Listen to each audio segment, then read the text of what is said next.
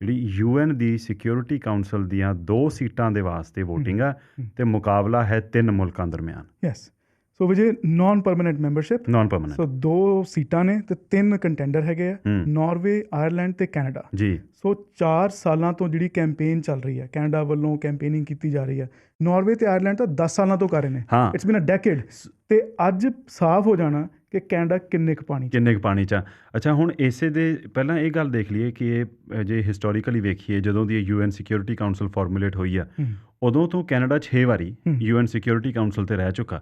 ਪਿਛਲੀ ਵਾਰ ਜਦੋਂ ਇਹ ਨਾਨ ਪਰਮਾਨੈਂਟ ਸੀਟ ਕੈਨੇਡਾ ਦੇ ਝੋਲੀ ਪਈ ਸੀ, 2 ਸਾਲਾਂ ਦੀ ਟਰਮ ਹੁੰਦੀ ਆ ਇਹ, ਉਦੋਂ last time it was in the year 2000 ਜਦੋਂ ਕੈਨੇਡਾ ਨੇ ਇਹ ਸੀਟ ਛੱਡੀ ਆ। ਅਤੇ 2010 ਦੇ ਵਿੱਚ ਵੀ ਕੈਨੇਡਾ ਵੱਲੋਂ ਕੋਸ਼ਿਸ਼ ਕੀਤੀ ਗਈ ਸੀ, ਉਦੋਂ ਜਰਮਨੀ ਅਤੇ ਪੋਰਚੁਗਲ ਤੋਂ ਹਾਰ ਗਏ ਸੀ। ਜਿਹੜੀ ਪੋਰਚੁਗਲ ਤੋਂ ਹਾਰ ਹੋਈ ਸੀ ਉਹ ਬਹੁਤ ਚੁੱਭੀ ਸੀ। ਕਿਉਂਕਿ ਇਟ ਵਾਜ਼ ਆਲਮੋਸਟ ਲਾਈਕ ਵੀ ਤੁਹਾਨੂੰ ਐਕਸਪੈਕਟਡ ਨਹੀਂ ਸੀ। ਵੀਰੇ 135 ਮੈਂਬਰਾਂ ਨੇ ਲਿਖਤ ਦੇ ਵਿੱਚ ਕੈਨੇਡਾ ਨੂੰ ਸਮਰਥਨ ਦੇ ਦਿੱਤਾ ਸੀ ਕਿ ਅਸੀਂ ਤੁਹਾਡੇ ਹੱਕ 'ਚ ਵੋਟ ਪਾਵਾਂਗੇ। ਨਿੱਤਰੇ 114 ਵੋਟਾਂ ਪਈਆਂ ਹੱਕ ਦੇ ਵਿੱਚ।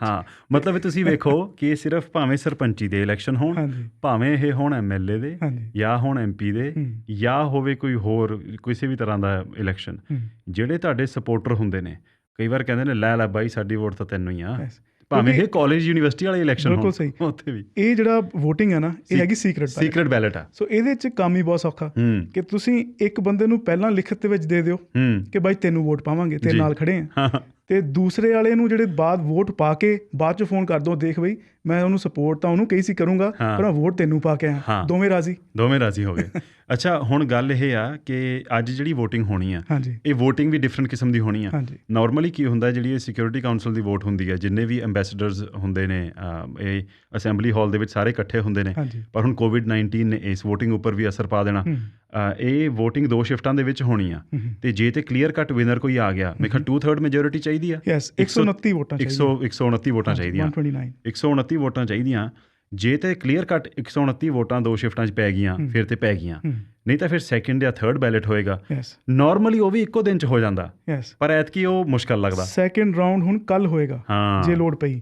ਤੇ ਵਿਜੇ 1979 ਦੇ ਵਿੱਚ ਆਮ ਤੌਰ 'ਤੇ ਜਿਹੜੀ ਆ ਹੁੰਦੀ ਨਾ ਕਿ 2/3 ਮੈਜੋਰਿਟੀ, ਇਹ ਪਹਿਲੇ ਰਾਊਂਡ 'ਚ ਮਿਲਦੀ ਨਹੀਂ। ਤੇ 1979 ਦੇ ਵਿੱਚ 155 ਰਾਊਂਡ ਹੋਏ ਸੀ ਵੋਟਿੰਗ ਦੇ, 155 ਰਾਊਂਡਸ ਆਫ ਵੋਟਿੰਗ। ਤੁਸੀਂ ਸੋਚ ਲਓ। ਤੇ ਕਹਿਣ ਨੂੰ ਜੀ ਨਾਨ ਪਰਮਾਨੈਂਟ ਮੈਂਬਰਸ਼ਿਪ ਹੈ 2 ਸਾਲਾਂ ਦੀ, 2 ਸਾਲਾਂ ਵਾਸਤੇ, ਤੇ ਉਹਦਾ ਕੋਈ ਪਰਮਾਨੈਂਟ ਮੈਂਬਰਸ਼ਿਪ ਨਹੀਂ ਹੈ ਜਿਹਦੇ ਲਈ ਇੰਡੀਆ ਬਹੁਤ ਦੇਰ ਤੋਂ ਕੈਂਪੇਨ ਕਰ ਰਿਹਾ। P4 ਕੰਟਰੀਜ਼, ਉਹ ਚੀਜ਼ ਨਹੀਂ ਹੈ। ਇਹ ਨਾਨ ਪਰਮਾਨੈਂਟ ਮੈਂਬਰਸ਼ਿਪ ਆ, 2 ਸਾਲਾਂ ਲਈ ਹੁੰਦੀ ਹੈ।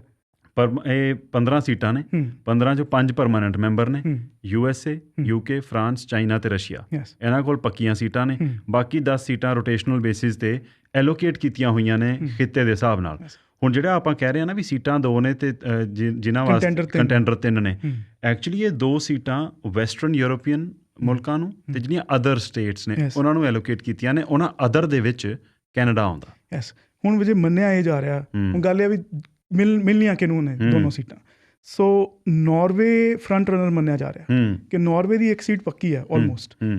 ਕੈਨੇਡਾ ਦੀ ਫਾਈਟ ਹੋਣੀ ਆ ਆਇਰਲੈਂਡ ਦੇ ਨਾਲ। ਤੇ ਦੋਨੋਂ ਮੁਲਕ ਆਲਮੋਸਟ ਸਿਮਿਲਰ ਉਹਨਾਂ ਦੀ ਸਟ੍ਰੈਟਜੀ ਹੈ, ਉਹਨਾਂ ਦੇ ਜੋ ਇੰਟਰਨੈਸ਼ਨਲ ਰਿਲੇਸ਼ਨਸ਼ਿਪਸ ਹੈਗੇ ਆ ਜਾਂ ਸਟੈਂਡਸ ਹੈਗੇ on different issues almost similar ਨੇ। ਸਿਰਫ ਫਰਕ ਇੱਕੋ ਹੈ ਕਿ ਕੈਨੇਡਾ ਨੇਟੋ ਦਾ ਮੈਂਬਰ ਹੈ, ਆਇਰਲੈਂਡ ਨੇਟੋ ਦਾ ਮੈਂਬਰ ਨਹੀਂ ਹੈ। ਅੱਛਾ, ਦੂਜੇ ਪਾਸੇ ਕੀ ਹੈ ਕਿ ਜਦੋਂ ਹੁਣ ਸਿਕਿਉਰਿਟੀ ਕਾਊਂਸਲ ਦੀ ਸੀਟ ਦੀ ਗੱਲ ਆਉਂਦੀ ਹੈ, ਇਹ ਵੀ ਹੁੰਦਾ ਕਿ ਹੁਣ ਤੱਕ ਮੁਲਕ ਦੀ ਕਾਰਗੁਜ਼ਾਰੀ ਕੀ ਰਹੀ ਹੈ ਮੌਜੂਦਾ ਲੀਡਰਸ਼ਿਪ ਦੇ ਹੇਠ, ਜਾਂ ਫਿਰ ਪਿਛਲੇ let's say from the last time you were on the council, ਉਦੋਂ ਤੋਂ ਲੈ ਕੇ ਹੁਣ ਤੱਕ। ਆਇਰਲੈਂਡ ਨਾਲ ਜੇ ਕੰਪੈਰੀਜ਼ਨ ਕੀਤਾ ਜਾਏ ਕੈਨੇਡਾ ਦਾ, ਤਾਂ ਆਇਰਲੈਂਡ ਪੀਸ ਕੀਪਿੰਗ ਦੇ ਵਿੱਚ ਜ਼ਿਆਦਾ ਇਨਵੋਲਵਡ ਹੈ ਕੈਨੇਡਾ ਦੇ ਮੁਕਾਬਲੇ। ਸੋ ਹੁਣ ਇਹ ਵੋਟਾਂ ਕਿੱਥੇ ਨੂੰ ਨਿਤਰਨਗੀਆਂ, ਇਹ ਹੁਣ ਦੇਖਦੇ ਹਾਂ। ਕੱਲ੍ਹ ਜਸਟਿਨ ਟਰੂਡੋ ਨੇ ਕੁਝ ਵਰਲਡ ਲੀਡਰਸ ਨੂੰ ਟੈਲੀਫੋਨ ਕਾਲਾਂ ਵੀ ਕੀਤੀਆਂ ਨੇ, ਇੰਡੀਆ ਦੇ ਪ੍ਰਧਾਨ ਮੰਤਰੀ ਨੂੰ ਤੇ ਉੱਧਰ ਪਾਕਿਸਤਾਨ ਦੇ ਪ੍ਰਧਾਨ ਮੰਤਰੀ ਨਾਲ ਫੋਨ 'ਤੇ ਗੱਲ ਕੀਤੀ ਹੈ ਉਹਨਾਂ ਨੇ। ਸਪੇਨ ਦੇ, ਇਥੀਓਪੀਆ ਦੇ, ਮੈਕਸੀਕੋ ਦੇ, ਇਹ ਸਾਰੀਆਂ ਕੱਲ੍ਹ ਹੋਈਆਂ ਫੋਨ ਕਾਲਸ। ਅੰਗੋਲਾ, ਇਥੀਓਪੀਆ, ਤੇ ਟੋਟਲ ਕਾਲਸ 40 ਤੋਂ ਵੱਧ ਲੀਡਰਸ ਨੂੰ ਜਸਟਿਨ ਟਰੂਡੋ ਕਰ ਚੁੱਕੇ ਨੇ ਫੋਨ 'ਤੇ।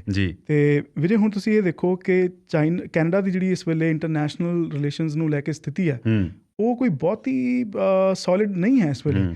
ਚਾਈਨਾ ਦੇ ਨਾਲ ਬਣਦੀ ਨਹੀਂ, US ਪਰਵਾਹ ਨਹੀਂ ਕਰ ਰਿਹਾ। ਮਿਡਲ ਈਸਟ ਦੇ ਵਿੱਚ ਕੈਨੇਡਾ ਆਪਣੇ ਐਥੀਕਲ ਸਟੈਂਡ ਨੂੰ ਲੈ ਕੇ ਫਸ ਜਾਂਦਾ ਹਰ ਵਾਰ। ਅੱਛਾ, ਦੂਜੀ ਗੱਲ ਕੀ ਆ, ਹਾਂ ਹੁਣ ਜਿਹੜਾ ਇਜ਼ਰਾਈਲ ਦੇ ਹੱਕ ਵਿੱਚ ਹਮੇਸ਼ਾ ਕੈਨੇਡਾ ਵੱਲੋਂ ਵੋਟ ਪਾਈ ਜਾਂਦੀ ਆ ਕਿਸੇ ਵੀ ਇੰਟਰਨੈਸ਼ਨਲ ਮੋਸ਼ਨ ਦੇ ਵਿੱਚ, ਹੁਣ ਕਹਿੰਦੇ ਉਹਨੂੰ ਲੈ ਕੇ ਵੀ ਉਹ ਕੈਨੇਡਾ ਦੇ ਨੈਗੇਟਿਵ ਵੱਲ ਜਾਏਗਾ ਕਿ ਕੈਨੇਡਾ ਤੇ ਹਮੇਸ਼ਾ ਇਜ਼ਰਾਈਲ ਦੀ ਸਾਈਡ ਲੈਂਦਾ। ਸੋ ਹੋ ਸਕਦਾ ਕਿ ਕੁਝ ਮੁਲਕ ਇਸੇ ਕਰਕੇ ਕੈਨੇਡਾ ਦੇ ਹੱਕ 'ਚ ਵੋਟ ਨਾ ਪਾਉਣ।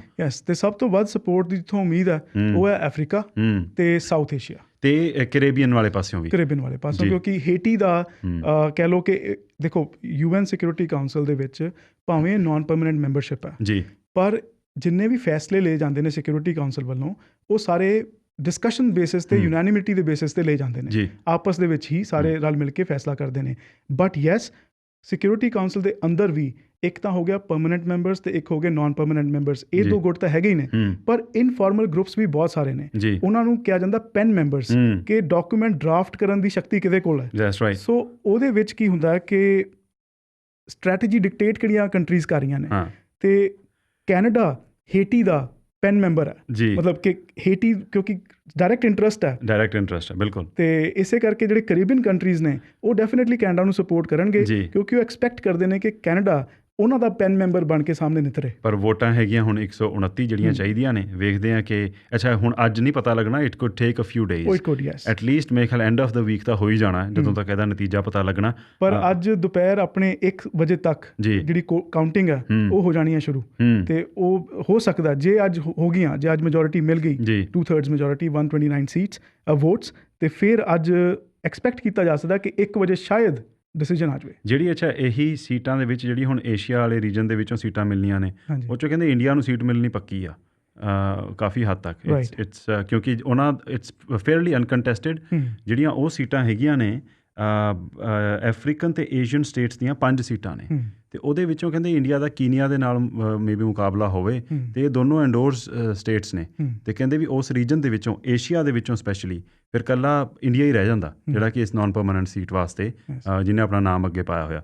ਸੋ ਵੇਖਦੇ ਹਾਂ ਇਹ 'ਚੋਂ ਹੁੰਦਾ ਕੀ ਹੈ। 193 ਮੈਂਬਰ ਨੇ ਟੋਟਲ UN ਦੇ, ਹੁਣ 193 ਦੇ ਵਿੱਚੋਂ ਗੱਲ ਉਹੀ ਹੈ ਨਾ, ਬਸ 193 ਦੇ ਵਿੱਚ 5 ਤੇ ਪਰਮਾਨੈਂਟ ਨੇ, ਉਹਨਾਂ ਨੂੰ ਤਾਂ ਬਿਲਕੁਲ ਟੌਪ ਟੀਅਰ ਮਿਲਿਆ ਹੋਇਆ।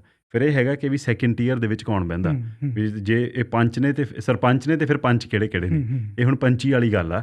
ਅਤੇ UN ਸਿਕਿਉਰਿਟੀ ਕਾਊਂਸਲ ਦੀ ਸੀਟ ਇੰਪੋਰਟੈਂਟ ਕਿਉਂ ਆ, ਮਾਇਨੇ ਕਿਉਂ ਰੱਖਦੀ ਆ? ਕਈ ਲੋਕਾਂ ਦੇ ਮਨ 'ਚ ਇਹ ਸਵਾਲ ਜ਼ਰੂਰ ਆਉਂਦਾ ਕਿ ਇੱਕ ਤਾਂ ਹੁਣ ਜਸਟਿਨ ਟਰੂਡੋ ਨੇ ਵੀ ਕੱਲ੍ਹ ਬਰੀਫਿੰਗ ਦੌਰਾਨ ਕਿਹਾ ਸੀ, ਕਹਿੰਦੇ ਹੁਣ ਇਹ ਗੱਲ ਕਲੀਅਰ ਹੋ ਚੁੱਕੀ ਹੈ ਸਪੈਸ਼ਲੀ ਪੈਂਡੈਮਿਕ ਦੌਰਾਨ, ਕਿ ਅਸੀਂ ਕਿੰਨੇ ਇੰਟਰਕਨੈਕਟਿਡ ਆ, ਇੰਟਰ ਰਿਲੇਟਿਡ ਆ, ਇੱਕ ਮੁਲਕ 'ਚ ਪਿਆ ਅਸਰ ਦੂਜੇ ਮੁਲਕ ਨੂੰ ਕਿਵੇਂ ਪ੍ਰਭਾਵਿਤ ਕਰਦਾ।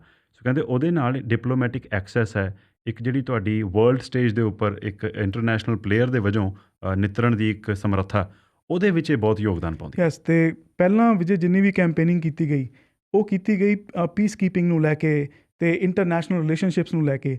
ਕੱਲ੍ਹ ਜਿਵੇਂ ਤੁਸੀਂ ਕਿਹਾ, ਜਸਟਿਨ ਟਰੂਡੋ ਨੇ ਆਪਣੀ ਬਰੀਫਿੰਗ ਦੇ ਦੌਰਾਨ ਉਹਨਾਂ ਨੇ ਕੈਨੇਡਾ ਦਾ ਜਿਹੜਾ ਹੁਣ ਕੈਂਪੇਨਿੰਗ ਦਾ ਸਟੈਂਸ ਹੈ ਇਸ ਸੀਟ ਦੇ ਲਈ, ਉਹ ਥੋੜ੍ਹਾ ਜਿਹਾ ਬਦਲਦਾ ਹੋਇਆ ਉਹਨਾਂ ਨੇ ਪ੍ਰੈਜ਼ੈਂਟ ਕੀਤਾ। ਉਹਦੇ ਵਿੱਚ ਉਹਨਾਂ ਨੇ ਕਿਹਾ ਵੀ ਕੋਵਿਡ-19 ਦੇ ਵਿੱਚ ਹੁਣ ਇਹ ਕਲੀਅਰ ਹੋ ਗਿਆ ਕਿ ਕੋਈ ਅਜਿਹੀ ਕੰਟਰੀ ਦੀ ਲੀਡਰਸ਼ਿਪ ਦੀ ਲੋੜ ਹੈ ਜਿਹੜੀ ਆਪਣੇ ਆਪ ਤਾਂ ਉਹਨਾਂ ਦੇ ਕੋਲ ਇਨਫ ਰਿਸੋਰਸਿਸ ਹੋਣ ਕਿ ਆਪਣੇ ਜੋਗੀ ਤਾਂ ਹੋਵੇ, ਅਤੇ ਨਾਲ ਹੀ ਉਹ ਬਾਕੀ ਮੁਲਕਾਂ ਦੀ ਵੀ ਮਦਦ ਕਰਨ ਦੇ ਸਮਰੱਥ ਹੋਵੇ। ਅਤੇ ਉਹਨਾਂ ਨੇ ਕਿਹਾ ਕਿ ਕੈਨੇਡਾ ਇੱਕ ਅਜਿਹਾ ਮੁਲਕ ਹੈ ਕਿ ਇੱਕ ਵੱਡਾ ਵਿਸ਼ਾਲ ਮੁਲਕ ਹੈ, but at the same time it's small, ਕਿ ਉਹਨੂੰ ਇਹਨਾਂ ਜਿਹੜੀਆਂ ਪ੍ਰੋਬਲਮਸ ਬਾਰੇ ਪੂਰਾ ਅਹਿਸਾਸ ਹੈ ਪ੍ਰੋਬਲਮਸ ਦਾ, ਅਤੇ ਉਹ ਵੈਕਸੀਨ ਡਿਵੈਲਪਮੈਂਟ ਦੇ ਵਿੱਚ ਅਤੇ ਮੈਡੀਸਨ ਡਿਵੈਲਪਮੈਂਟ ਦੇ ਵਿੱਚ, ਰਿਸਰਚ ਦੇ ਵਿੱਚ ਸਾਰੇ ਮੁਲਕਾਂ ਦੀ ਮਦਦ ਕਰ ਸਕਦੇ, ਅਹਿਮ ਭੂਮਿਕਾ ਨਿਭਾ ਸਕਦੇ ਨੇ।